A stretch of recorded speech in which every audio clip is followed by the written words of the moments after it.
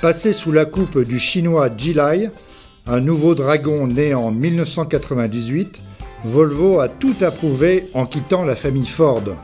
La nouvelle S60 témoigne au moins d'un passé heureux puisque sa conception est antérieure au rachat par le fabricant asiatique. Volvo, fidèle à son souci sécuritaire, a mis tout ce qu'il sait faire dans cette voiture avec un objectif, qu'il n'y ait plus aucun mort au volant d'une voiture suédoise en 2020.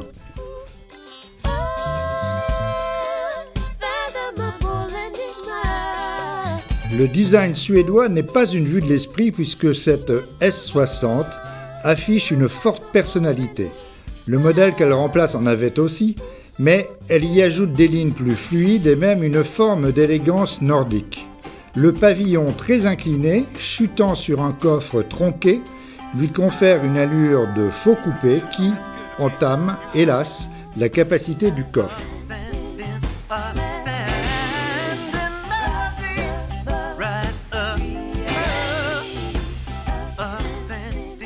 L'habitacle d'une Volvo se reconnaît au premier coup d'œil par l'originalité des matériaux employés, un dessin épuré et notamment cette superbe console flottante au centre.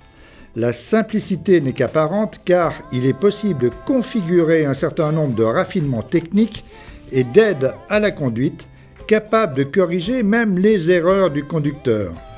2 ou 4 roues motrices en haut de gamme, boîte mécanique, automatique ou robotisée toujours à 6 rapports et moteur essence et diesel de 163 à 305 chevaux, le choix est très large.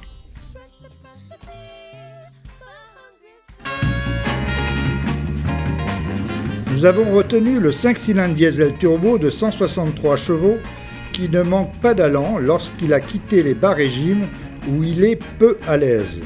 Ensuite, la boîte lui procure les ressources nécessaires pour jouer les grandes routières avec un confort de suspension notable même si les sportifs lui préféreront un amortissement plus ferme, voire actif, disponible au catalogue.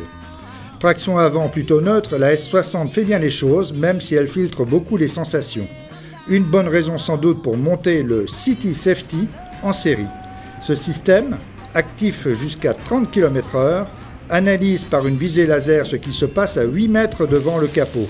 Sans réaction du conducteur, il est capable de freiner automatiquement la S60 si elle détecte un véhicule arrêté ou plus lent.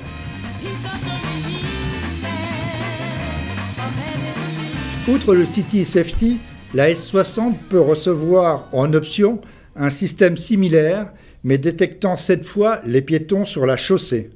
Il y a aussi un régulateur de vitesse intelligent sur autoroute qui maintient une distance de sécurité avec le véhicule qui précède et qui, en cas d'embouteillage, est même capable d'arrêter la voiture si nécessaire.